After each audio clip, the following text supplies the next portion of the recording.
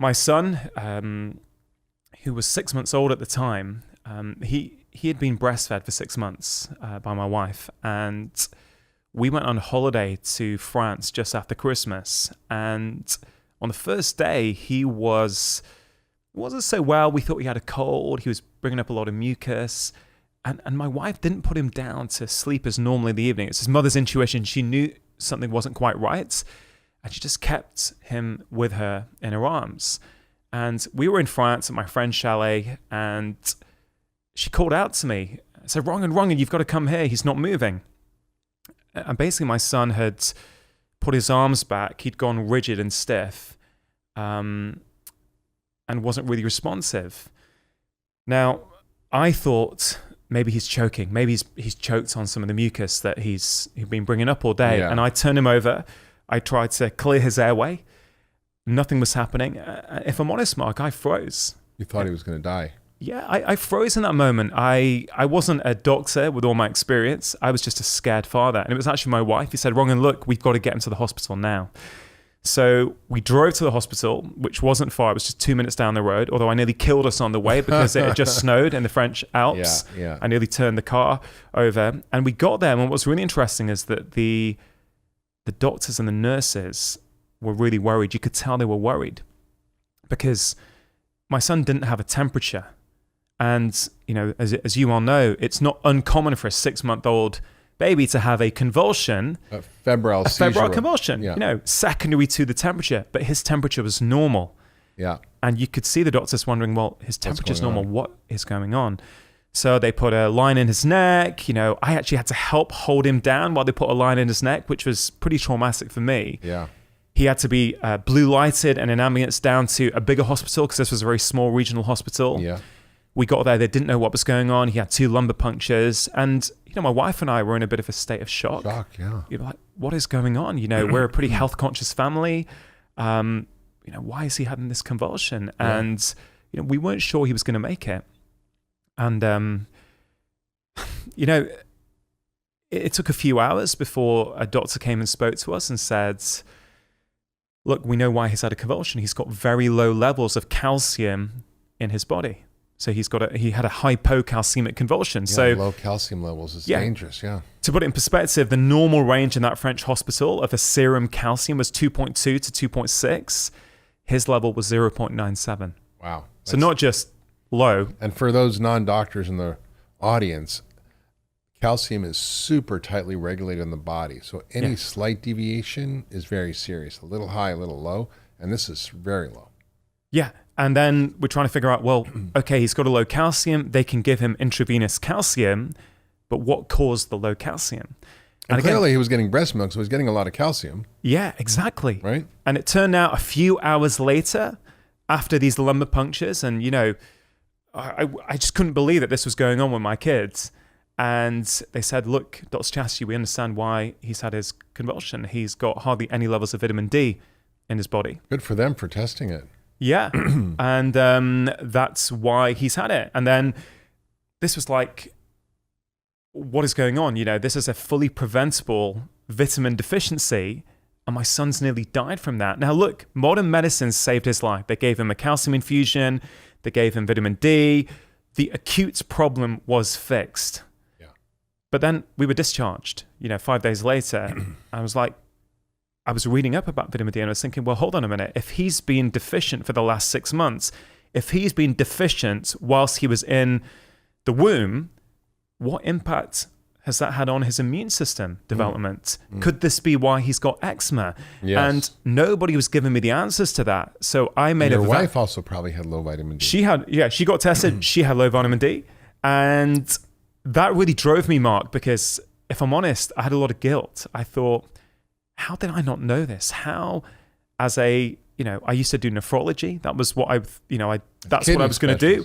Yeah. Where you learn all about calcium and vitamin D. I've got an immunology degree. I'm a member of the Royal College of GPs. With all these so-called qualifications, I wasn't able to prevent my son having this preventable vitamin deficiency. Mm-hmm. And there's a lot of guilt there. And I thought, right, I'm going to get my son back to full health as if this had never happened. That was the vow I made to myself. And that drove me every evening, every day. I'd spend 2-3 hours on the internet, in textbooks, reading, learning, researching, thinking, well, hold on a minute. There's a lot of science out there that I have not learned about as a doctor that I think is relevant for my son. You mean nutrition science? Nutrition science, science on the gut microbiome, science on how our food choices impact our immune system, etc., etc. Yeah. That led me to come over to America to train, study at conferences. And the more I start to understand, I put it into practice with my son. He starts to get better. I start to apply those principles with myself, with my wife, with my family. We start to feel better. Then I start applying those same principles with my patients. They're starting to feel better. And I think, well, hold on a minute. Everybody's feeling better. It's pretty awesome. Yeah. And I've got to say that, yes, my son was the trigger for me. But I used to feel guilty about that, Mark. For years, I think I had this guilt, and I'm starting to let go of that because I think that helps me be the best father I can be. But now I think it was a gift what happened to my son, because had he not got sick, I'm not sure I would be doing what I'm doing now. No. Yeah, often many of us who are in this field has some crisis with ourselves or family member where we wake up and we go, okay, wait a minute. What we learned in medical school isn't the whole story. That we missed a whole lot about how to create a healthy human. None of us took a class called Creating Healthy Human 101 in medical school. And yet that is the most essential thing that we need to figure out so we can live healthy, vibrant, long lives. And most of the diseases we see today are actually the result of our environment affecting us, whether it's our diet or stress or toxins, infections. These are things that we can actually modify. And that's why, I'm so excited about your new book, which is The Stress Solution. The truth is that you can't avoid stress. Stress is just a part of life. And the question is, how do you define stress? How do you relate to stress? How do you interact with it in a way that doesn't control you or affect you in the way that it could? I learned that the stress is defined as the perception of a real or imagined threat to your body or your ego. So it could be a lion chasing you. That's a real threat to your body. Or it could be you think your spouse is having an affair, even if they're not. Your body has the same response as if it's being chased by a tiger or a lion. And I think we don't in our society have mechanisms or systems for addressing that. And not only do we not have systems, but we are exposed to chronic, unremitting stress. Day in, day out, minute to minute, from the minute we wake up to the minute we go to sleep. And we haven't any structures in our society for really managing that. And most cultures have had ritual, have had prayer, have had, ceremony, have had meditation, have had various kinds of rituals that take a pause in life to stop and to reset and to reconnect with what matters. And we just don't do that. So what inspired you to sort of write this book and deal with this big, often addressed epidemic of chronic stress? Yeah, Mark, I think in my first book, How to Make Disease Disappear, I spoke about what I consider to be the 4 sort of pillars of health, as it were, the 4 things that I think have the most impact on our health, but also we've got a fair degree of control over: food, movement, which we've been talking about for years, but equally important, sleep and relaxation. Yeah. And what was quite clear to me is that people were feeding back to me that the pillar they were struggling with the most, or many of them were, was the whole relax pillar, this whole piece about stress. Mm-hmm. People were sort of thinking about their food and their movement, but they really struggled with stress. And I thought, you know what? Food gets a lot of airtime. Movement gets a lot of airtime. I don't think stress is getting the airtime that it deserves. And that's why I thought, well, I'm going to write a book on stress to really elevate it in terms of our consciousness, in terms of what we're thinking about. And you mentioned in the introduction, the World Health Organization, right now, if you go on their website, will say that stress is the health epidemic of the 21st century. Now, that's an alarming statement. The health epidemic, wow. Yeah, I mean, that's incredible. And then I might fight a little bit with that. I think food problem is a big one. Well, right up there. It's right up there. Well, I think stress and food is linked, actually, because actually our diet, you probably know this, but our diet, if it's bad, causes physiologic stress. So when you eat sugar and crap, it actually raises your cortisol and stress hormones. 100%. Even if you're not mentally stressed, it makes you physically stressed. Well, a lot of these things actually, as you know, Mark, work both ways. So yeah, the poor poor dietary choices can send stress signals up to your brain. Good food choices can send calm signals up to your brain. Or this is all to do with the gut-brain axis, which you've written about before, I've written about in this book. But also, I would say it works both ways. So if you are chronically stressed, it's quite hard to make those good, healthy food choices. And let's take January in the UK and the US. Every January, people are trying to get healthy, right? I'm going to reduce my sugar intake this year. I'm going to cut out alcohol this year. But here's the problem I've seen is that people can use willpower for a week, for 2 weeks, maybe 3 weeks. But if the sugar or the alcohol was being used to help them soothe the stresses in their life, they're never going to maintain it long term. So I agree food is a big problem. But I found with some patients, addressing their stress levels means they feel less of a need to binge on sugar because they're not feeling as stressed. If you're happy, you're not going to eat that bag of Chips Ahoy cookies. Yeah, because a lot of our food choices are dictated by our emotions. And, if we're feeling down, if we're feeling stressed, if we feel we've got too much on, actually that sugary chocolate bar or that bag of chips actually helps us feel good in that moment. So short-term benefit, but long-term harm. But, the other thing... Yeah, it was interesting. Last night, I went out, I recorded my public television show for my new book, and it was a very intense day, and I've been really, sort of under a fair bit of pressure writing the script and getting it all done and performing it and rehearsing it. It's a big production. Sure. And at the end of the day, we went out and had a celebration, and I had, 2 tequilas, which is, for me, a fair bit. And I noticed last night that my sleep wasn't as good, that my heart rate didn't go down enough, that it was really impacting me in a negative way. And today I don't feel as sharp as I normally would because I probably did something that was counterproductive to manage the, quote, stress of all the stuff. And I was like giving myself a treat, but actually maybe counterproductive. Yeah, but this is a story that I think many of your listeners will be able to relate to that. In fact, I tell a story in my book about this chap who I saw. He was a busy business guy in his early 50s. And what's really interesting about him is that we start to measure something called heart rate variability on him. So heart rate variability... Yeah, what is that? It's, basically it's a measure of what is the beat-to-beat variation between our heartbeats. Now, people will think it should be like a metronome, tick-tock, tick-tock. 70, 70, 70, 70. Yeah, but that's actually incorrect. What we're looking for is a high degree of variability. Complexity. Complexity, and it shows that we're constantly adapting and able to adapt to this changing environment around us. And what was interesting to him... the worst heart rhythm is got no variability. It's a flat line. Yeah, so a low heart rate variability is actually indicative that we've got high stress levels in our body. Yes.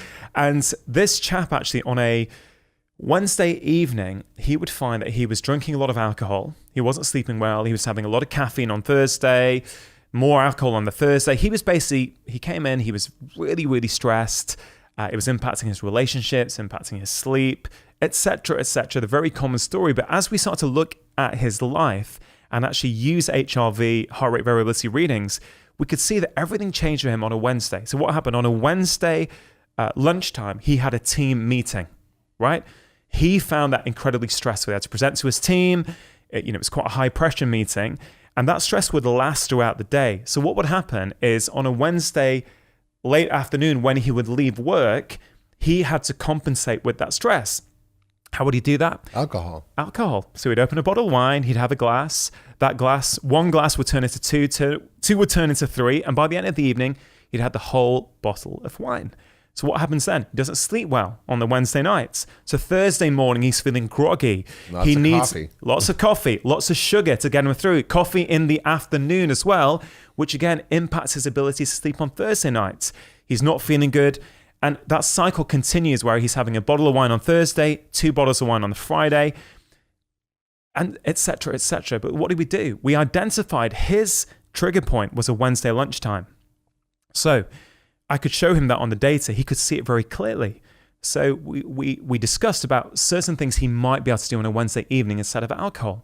Now, there was a massage, do a yoga class. Well, there was a yoga class very near his office. So before he went home, he went to the yoga class. So what happens then? He goes to that yoga class, that helps him de-stress. When he gets home, he no longer feels the need to drink a bottle of wine. Yeah. So he might have a glass, but it's one glass and it stops there. He sleeps well. Thursday, he feels fresh. He doesn't get as stressed at work. He doesn't have as much coffee. Yeah. And before you know it, all we had to do was give him a yoga class on a Wednesday afternoon, and suddenly that changed his whole week. Yeah. And people who are listening to this, I'd really ask them to reflect on their own life and think, actually, is there a trigger point in my week where things start to go downhill? Yeah. Because if you can identify that and change your behavior, it is incredible what you can achieve. It's true. I mean, most of us understand, we need to eat well. Most of us understand how to exercise and what that means. But very few of us understand how can we actually deactivate that stress response, activate what we call the relaxation response or the healing response in the body in a deliberate, methodical way, just like we exercise or eat well. And I think those are skills we never learn that are hard for people to understand how to incorporate. And yet they're pretty easy to do, and they're actually fun, and you feel amazing after. Yeah, that's the beautiful thing about this, is that they're not as hard as we think. Mm-hmm. They're quite simple. Most of them, I think pretty much all of the recommendations in my book, I think are free. Like literally, you don't have to buy fancy equipment or fancy apps. Right. Actually, a lot of this is accessible to all of us. Yeah.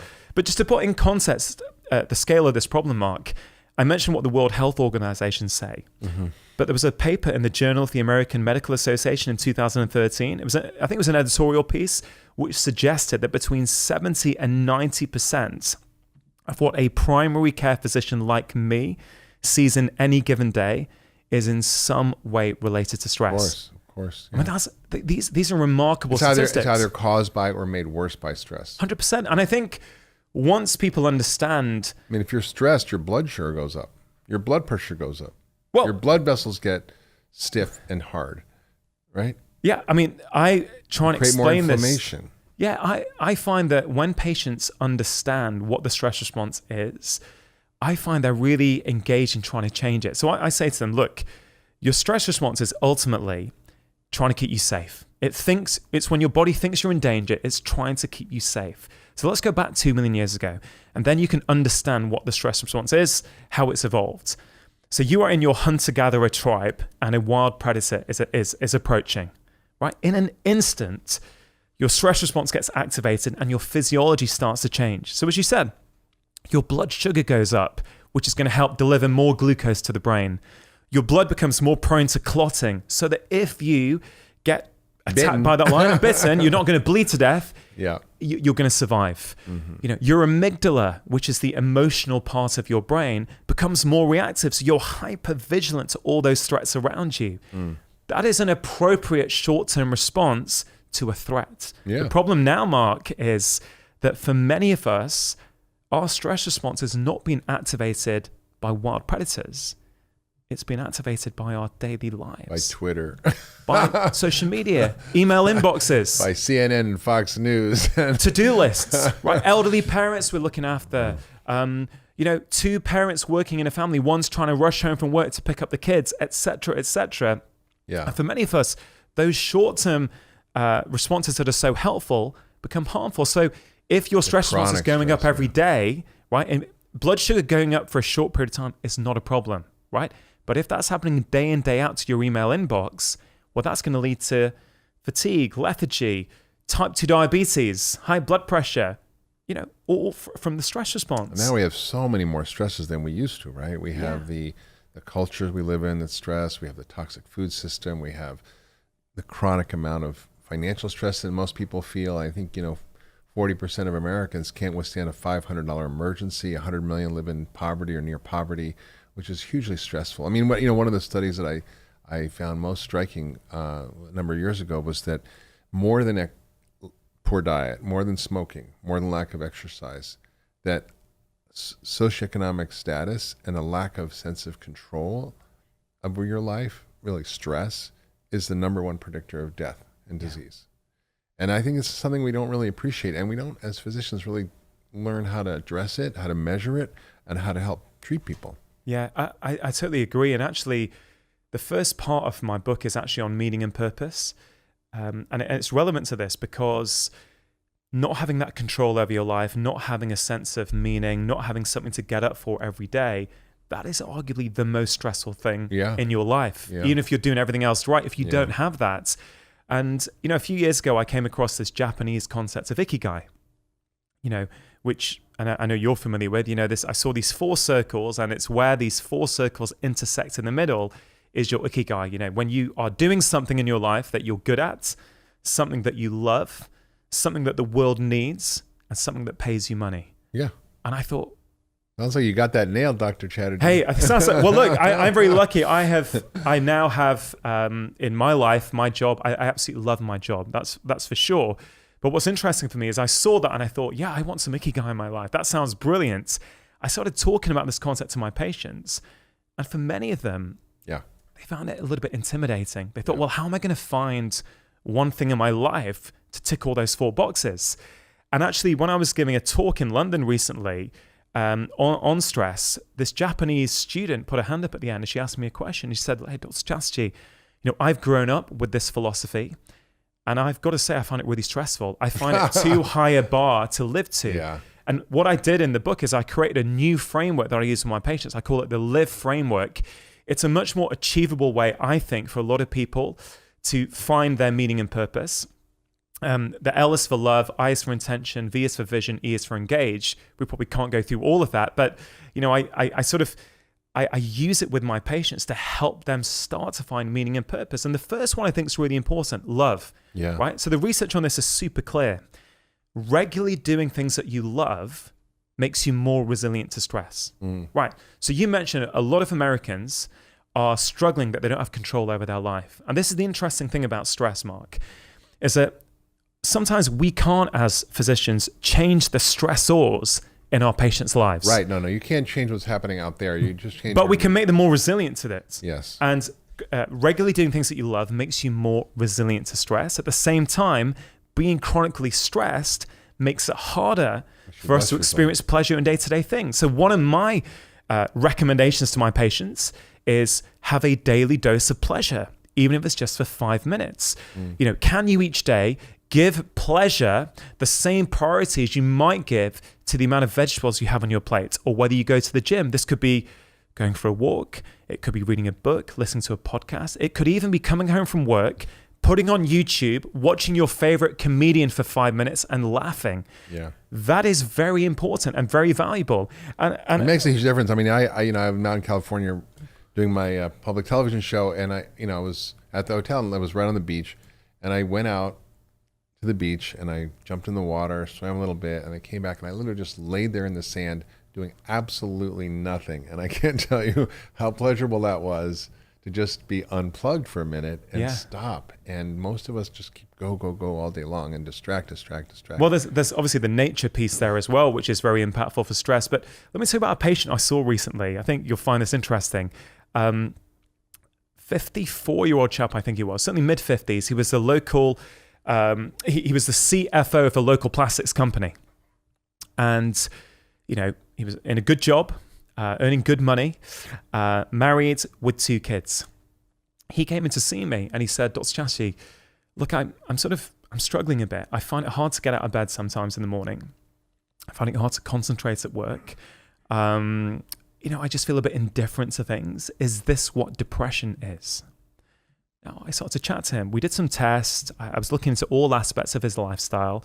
But ultimately, one thing was quite clear to me is that he never did anything that he loved. So I asked him, how's your job? He said, yeah, it's fine. I don't really enjoy it, but it pays the mortgage, pays the bills, feeds the family. I said, okay, how's your relationship with your wife? Yeah, so, I don't really see her much, but it's fine, I guess. He was very, very indifferent. I said the same about his kids. And I said, have you got any hobbies? He said, Dr. Chatterjee, I don't have time. My work's busy. At the weekends, I've got to do all the chores. I've got to take the kids to their classes and their sports games. I don't have any time. I said, did you ever have any hobbies? And he said, yeah, sure. When I was a teenager, I used to love playing with train sets. I said, okay, fine. Do you have a train set at home? He said, well, yeah, I've got one in my attic, but I haven't played with it for years. And I said, what I'd love you to do when you get home this evening is get your train set out. Now, look, Mark, I appreciate this may not be the Did you advice. write that on your prescription pad? Yeah, well, kind of. I'm all for lifestyle prescriptions, right? And play with train set 3 times a week. But for I'll tell you what minutes. happened. What was fascinating is that refills unlimited. Exactly, but it may not be the advice that he was expecting from his doctor. But he said, "Yeah, okay, sure, I'll do that." Then this was in a conventional medical practice. These were 10-minute consultations. This is in the National Health Service in the UK. We don't get the chance to follow up all our patients. We see maybe 40 to 50 patients a day. We simply can't follow them all up. I didn't know what was going on with him. 3 months later, I'd finished my morning surgery and I was in the car park about to go and do my home visits. And I bumped into his wife. And I said, "Hey, how's your husband getting on?" She said, "Dr. Chatterjee, I cannot believe the difference. I feel like I've got the guy I married back again. My husband comes home from work. He's pottering around on his train set. He's always on eBay looking for collector's items. And he's now subscribed to this, this magazine."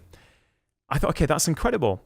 I still hadn't seen him. 3 months after that, he comes in for a well-man check to my office. And he comes in with his blood tests. I'm about to go through them with him. And I said, "Hey, how are you doing?" "Dr. Chatterjee, I feel incredible. I've got energy. My mood is good and I feel motivated." I said, "How's your marriage?" "Marriage is great. I'm getting on really, really well with my wife." "How is your job?" "Love it. Really, really enjoy the job." So why is that so powerful, Mark, is this. Did he have a mental health problem? He had a train set deficiency. Yeah. Or did he have a deficiency of passion in his life? And when he corrected that passion deficiency, it's true. Everything else starts to come back online. So I want to expand the conversation about stress to go, yeah, sure. Breathing, nature, meditation, exercise, these things are fantastic. And of course, I talk about them and I go into the science and the practical implications of people. But what about something about passion, doing things that you love? Yeah. It's just as important. It's true. I often talk about what are the ingredients for health, and one of them is meaning and purpose. And I was just shocked a number of months ago to see an article in the Journal of the American Medical Association that people who lacked meaning and purpose had a higher risk of death and disease. I mean, it's just striking. It turns out in the research that it's not just smoking or bad diet or lack of exercise, but lack of meaning and purpose that increases your risk of death. I mean, that's a very striking finding. Yeah, it's amazing. And obviously the way we look at health, we're looking at all of these multiple inputs that play a role in someone's health. And of course, I'm just as passionate about food, physical activity, sleep, all these things are critical. But we've also got to think about those social pieces, our community, the relationships we've got. Why do we get up each morning? Do we feel that we've got control over our life, or do we feel, do we sit in traffic for 2-3 hours a day in a job that we can't stand, for a boss who doesn't value us?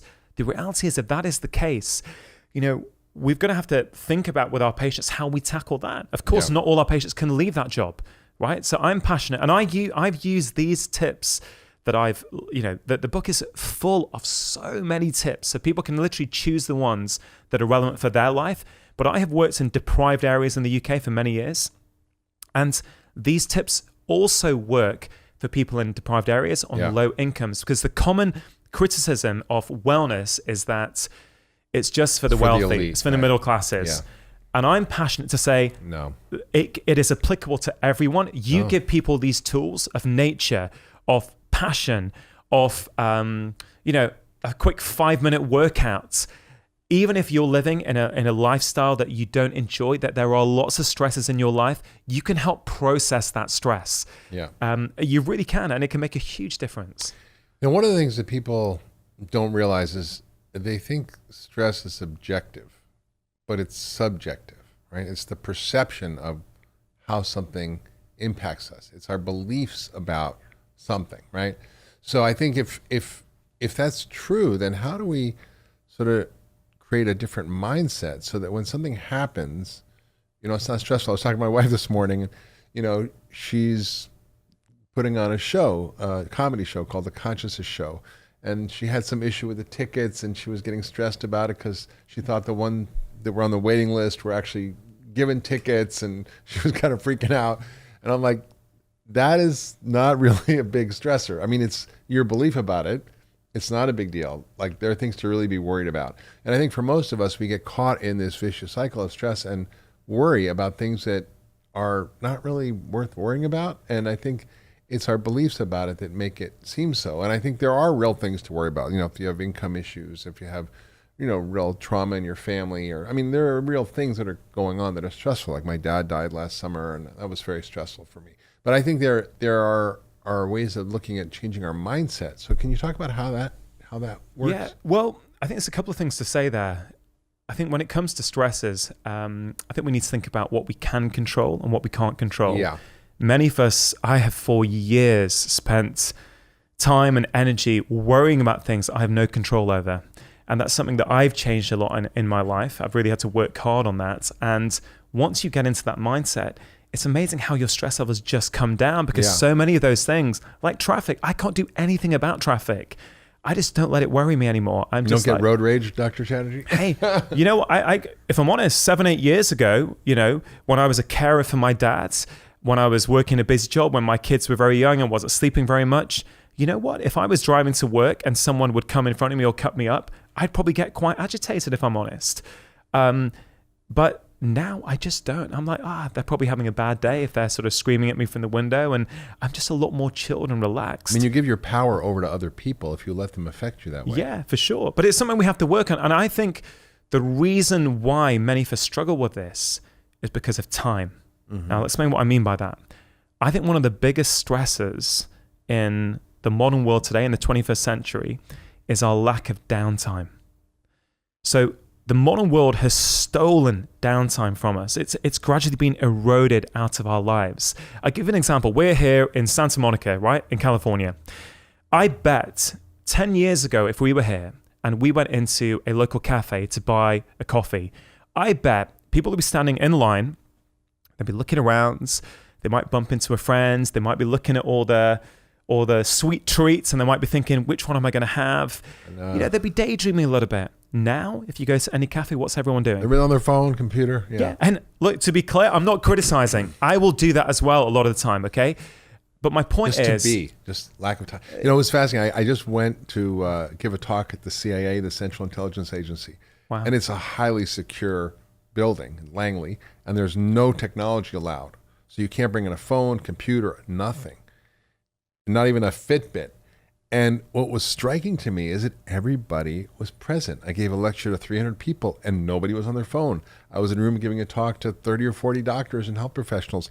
Nobody was on their phone, and everybody was focused and paying attention. It was the most remarkable thing. It was like going back on a time machine. But only a time machine of 15 years. Yeah. That's how quickly things have taken. 10 years. 2009. Yeah, and I don't think we've realized how toxic that is. Because you may say, well, why does that matter? What's the problem that we're using this downtime to get ahead? We're sending an email, we're quickly updating our Instagram.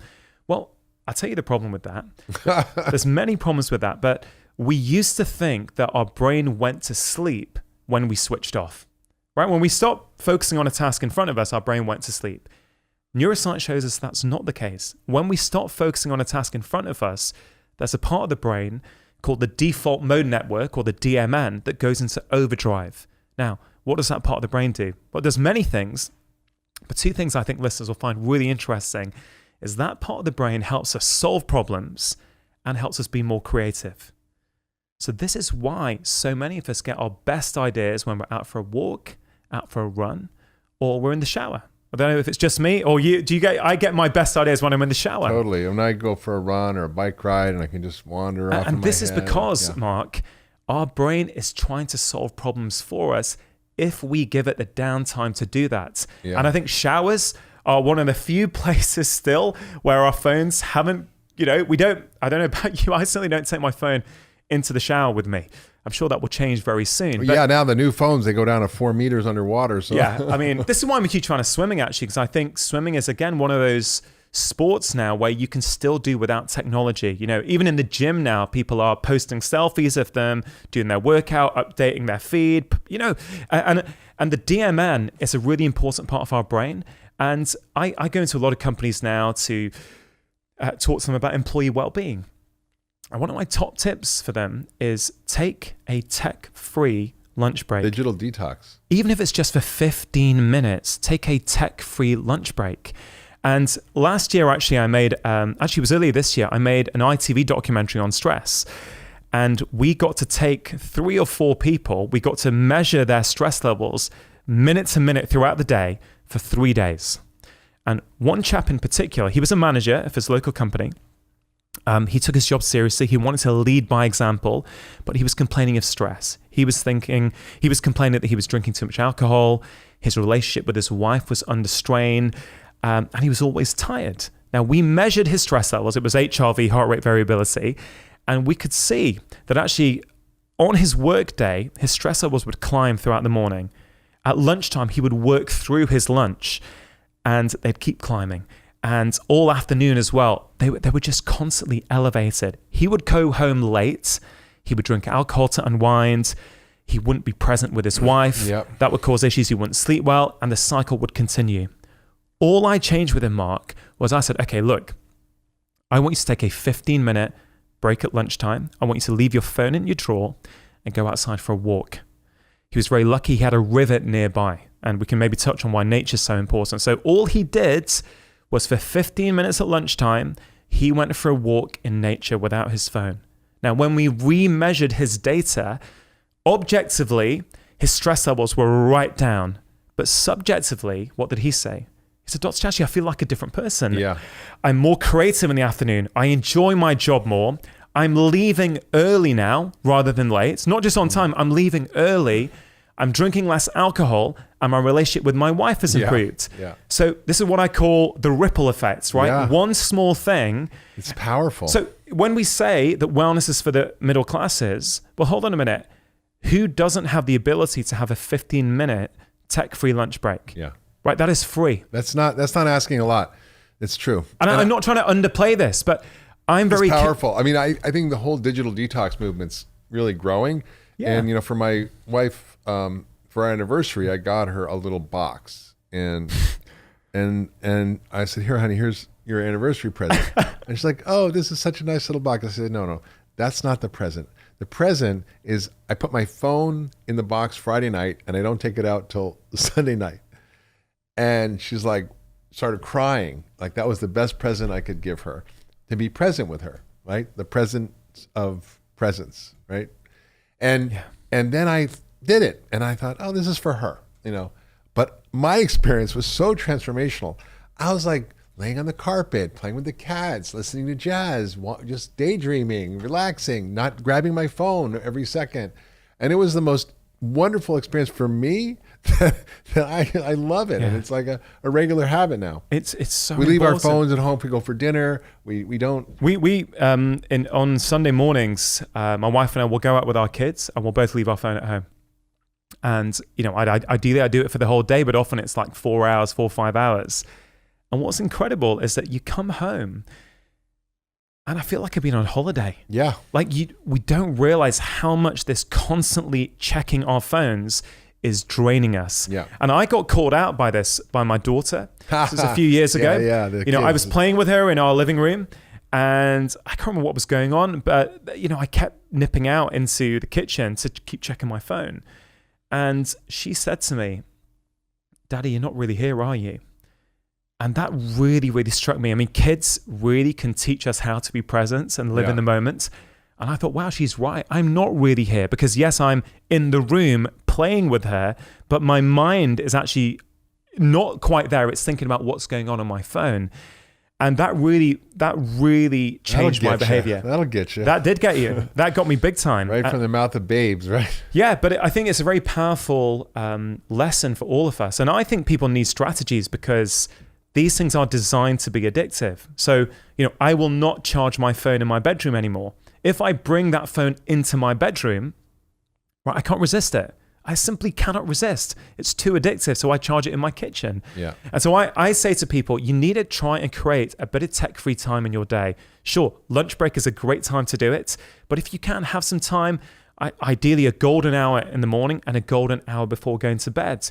If a golden hour is too much, start with 5 minutes in the morning, 5 minutes before you go to bed. Well, if you can't figure out how to do it for 5 minutes, there's definitely a bigger problem in your life. Yeah, there is. But, and also when people are commuting, right? That's a time when often people are on the train, on a bus. What you want to do then is, instead of trying to catch up on those emails, use that as a way of unwinding. Listen to some music. Do 10 minutes on your meditation app, like listen Calm to your or podcast. Headspace. Listen to an inspiring podcast that feels good, like my one or your one or anyone that they like, right? Use that time. Really value your mental space. What information are you feeding it? If you watch the news and you're putting toxic information right into your brain the whole time, that is going to impact the way you feel, your stress levels. I said, take the news app off your phone. In fact, another tip I say to people, and this is probably one of the most impactful things, notifications, take them off your phone. And how did I guess? Hey, it's one of the most it's one of the most powerful things. But Mark, I would challenge anybody listening to this podcast for 7 days to switch off their notifications, which simply means, if someone likes your Instagram post, you're not going to get a notification. If you have a new email, you're not going to get a notification, etc., etc. Right. Try it for 7 days. If you don't feel better, fine, go back to it. And then people are on their phone so much they don't realize there's a new screen app where you can look on your iPhone and see how many times you picked up your phone. And I was sitting next to this friend of mine. We were at a lecture and she was picking up her phone, doing Instagram, whatever. And I'm like, give me your phone. And I grabbed her phone and I'm like, showed her, like, she picked up her phone 1,000 times in a day. And I'm like, that is a lot of time picking up your phone. So let's talk about some of the strategies that you put in the book. You talk about the importance of a morning routine, because yes, we know the harm of stress, and we can go into that more, but I think people get it. What are the 3 M's you talk about that you can practice every morning to start your day and actually kind of get ahead of the stress? Yeah, so I call these the 3 M's of a morning routine. The first M is mindfulness, the second M is movement, and the third M is mindset. So I say, look, I'm a huge fan of morning routines because they give you a period of calm in the morning that's just going to make you a bit more resilient to cope with those stresses that will come up in your day. It's not if they're going to come up, they will come up. But I think the 3 M's provides a very valuable structure to help you think about what are you going to put into your morning routine. And it works if you have an hour in the morning, it works beautifully well. If you only have 5 minutes, like some of my patients, it can still work really well. So the first M, mindfulness, can be meditation. It can be breathing. It can be a practice of mindfulness. Whatever you want can go under that umbrella of mindfulness. I personally, currently I'm doing the Calm meditation app. So first thing when I get up in the morning, I'm plugging into the Calm meditation app. I put my phone on airplane mode so I can't see any of the incoming noise that might be on there. And I do 10 or 15 minutes meditation. Some days, Mark, I hit the zone and I feel really, really calm. Other days, I just go through my to-do list. But what I've learned to do is not beat myself up about it on those days where I'm going through my to-do list. I'm accepting that, hey, you know what, my mind's a little bit busy today. That's okay. Whereas even 18 months ago, I would get slightly frustrated. Oh, I can't switch my mind off. I can't clear my mind. So I think that's a great practice for people to do. Then I move on to movement. Again, movement can be anything depending on what you like. I do a lot of hip stretches, maybe some yoga moves, maybe some workouts on a step, maybe some press-ups, whatever I feel like for 5 or 10 minutes. That is all I do. And then I'll move on to mindset. So mindset can be anything to put you in a positive frame of mind. So it could be reading a book that you find very uplifting for a few minutes with a cup of tea in the morning. It could be doing affirmations. And actually, like many people listening, I've got young kids, right? So my daughter, who's currently 6, has a 6th sense when daddy is up, right? So I try and get up before them and get my morning routine done, but she can sense when I'm downstairs doing it. And often she'll creep down in. Often it's in my second M, in my movement, which is fine because she just does the movement with me. But if she's there with me for the third M, which is mindset, I'll do affirmations with her. So we'll sit there together. I'll hold her hand. She'll hold my hand. And we will say for about 2 minutes, I'm happy, I'm calm, I'm stress-free. I'm happy, I'm calm, I'm stress-free. And we'll just repeat that for 2 minutes. And at the end of those 2 minutes, she's got the most beautiful smile on her face. I feel totally relaxed and calm. And that calm continues throughout the day. Yeah. That's the beauty of it. It's not just in the moment. I'm more resilient to the stressors in my life. Now, for people who are thinking, I don't have time for that, because I've got a lot of patients who are single mums, who might be working 2 jobs. Yep. I managed to persuade them to give it a go even for 5 minutes. And one of my patients simply does this. She does her morning routine with those 3 M's in just 5 minutes. She gets up and for 1 minute, she will do deep breathing. She does a breath that I taught her called the 3-4-5 breath, when you breathe in for 3, hold for 4, and breathe out for 5. Okay, she does that for 1 minute. Then she does 2 minutes of some yoga moves that she learned on YouTube, right? So this is super accessible. She didn't have to go to a class, even though I recommend yoga classes. She learned some moves on YouTube, which she likes. And then for the final 2 minutes, she's got about 3 or 4 books that make her feel good. And she literally, for 2 minutes, she reads 3 or 4 pages from that book. And she has reported back that actually that has really, really helped her. In fact, she thinks it's helped her eczema get better, which is remarkable because there are many things that can cause eczema. Eczema, we know, ultimately is a slight dysfunction of the immune system. Stress impacts the immune system. Of course. So for her, doing that morning routine, she feels is helping her with her skin.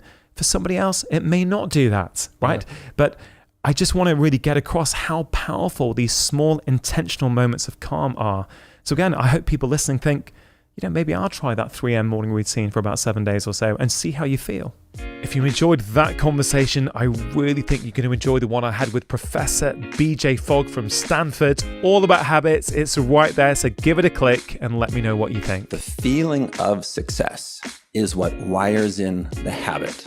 Emotions create habits. And specifically in Tiny Habits, what we focus on is